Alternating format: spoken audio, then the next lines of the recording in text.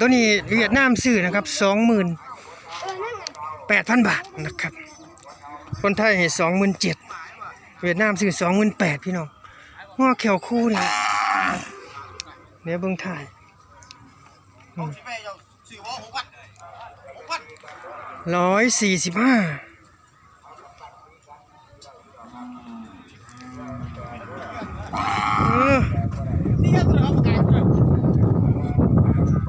คนตีกันพี่น้องนะครับแย่งงัวแย่งกันซื้อพี่น้องพี่น้องเดี๋ยวผมจะไปข้างหน้าเด้อมีคนแย่งกันซื้อแล้วก็ทะเลาะกันนะครับนะนี่ไทยให้27,000ขายให้เวียดนามเนี่ย28,000นะครับนะนี่ตัวนี้เขาให้รอด25,000เขาก็ให้วัน24,000มีแต่เนื้อกับเนื้อ132-33นะเขาให้รอด5,000ประมาณ324นี่แหละครับโอ้ใส่25เมืองไทยมีแต่เนื้องัวไทยไปเฮ็ดใบเร็วๆเดี๋ยวจะพาเดินทางกลับเดี๋ยวไปสมปอยต่อเดี๋ยวไปพาไปเอางัวอ้วนขึ้นรถ130บ่นี่สายช่วยบ่บัดรถนาบ่เวียดนามเจอกับช่วย25,000ขายได้จังได๋ถึงว่าบ่มีธงชาติขายได้จังได๋ก็ยังว่าช่วย พ่อป่าบันตุ้มถึงว่าบ่มีธงชาติเขาก็เฮ็ดเป็นท่านห้อยใหญ่ห้อยเบี้ยบ้านไหนก็บ้านน้องแรงเกิดของไผล่ะเฮ้ยสักเลยดีๆครับบ่ฮู้ครับมาเราพูดจังเราไปขายไม่เอาตัวไรขายนะตัวไรอ่ะยัง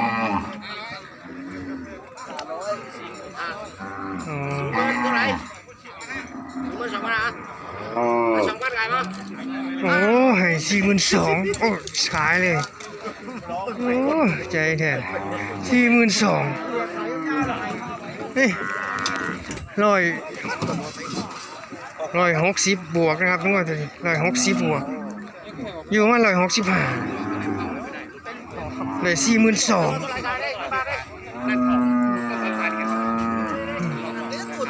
ยาวเนี่ยเบิ่งตัวตนคักๆครับ42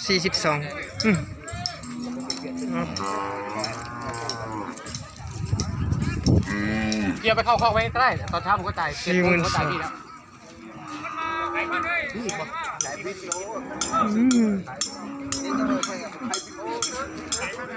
ประมาณ 3-4 ปีครับได้รอได้ยาวได้หนาได้กระดูกใหญ่เนี่ย42,000ซื้อ25,000 140นะครับเลยกระดูกนิดหน่อยนะครับเนื้อหลายนะครับเลยเวียดนามซื้อ25,000นะครับก้นเสือขาว140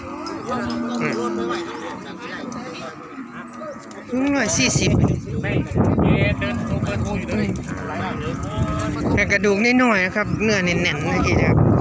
ในราคา25,500อยู่กลางตลาดนะครับนะบรรยากาศซื้อขายวันนี้เป็นวันศุกร์นะครับศุกร์ตอนเย็น142บ่กันงัวอ่อนกว่านี้มันแก่เนาะโอ้ยมันเก่าตัวนี้บ่เต็มท่วมตัวอยู่แล้วความแม่นไว้ดำไว้จะความหน่อยความหลายบ่ฮู้ดอกว่าคนของห้องหลายกว่านั้นงัวดีนำแน่มันเก่าเนาะเขาให้ข่อย19,000นั่นมันเก่าปักใส่เสือหลายๆแต่แล้วมันก็บ่ย่างดอกพี่น้องผมเบิ่งว่าผูเบิ่งเล่ครับนะ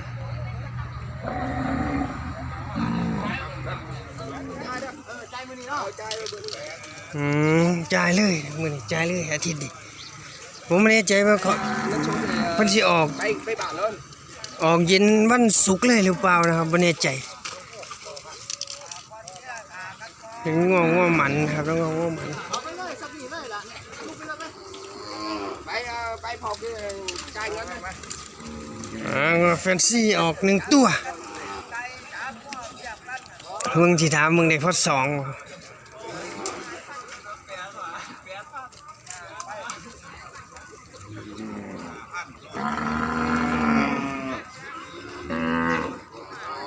ประมาณ145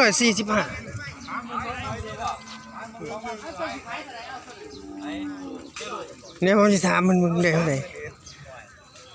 ขายสองเก่าไหมขายเลย 20,000 ถึง 22,000ประมาณนี้แหละพี่น้อง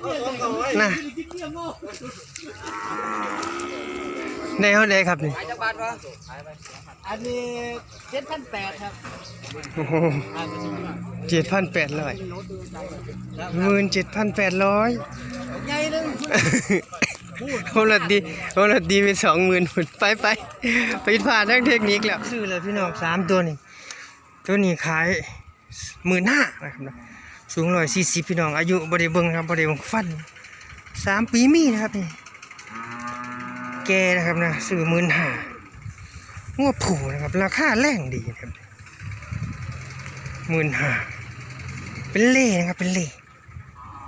จ้อยยืนกับสิลมเลยนี่15,000ผูนะครับ2-3 ปีนะครับแก่ๆเนี่ย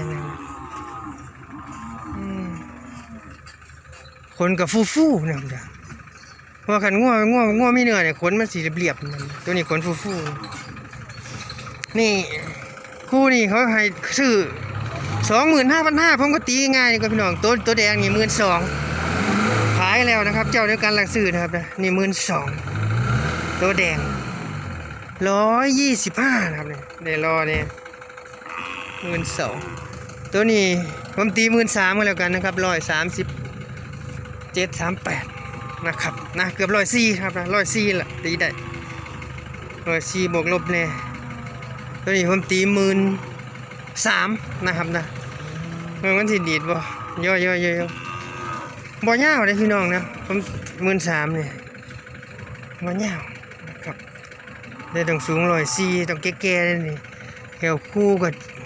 กำลังสิขึ้นก็งอสิเข้า2 ปีเลยได้ผมตี13,000มาเลยกันคู่นี้25,500พุ่นละนะครับนะนิดหน่อยๆเด้อพี่น้องเด้อขอโทษขออภัยเดี๋ยวคุณเป็นต้องซื้อให้นำนะคู่นี้25,500นี่เลยตัวนี้นะได้15,000นะครับนะราคาดีอยู่นะเลยนี่15,000นะครับประมาณนี้พี่น้อง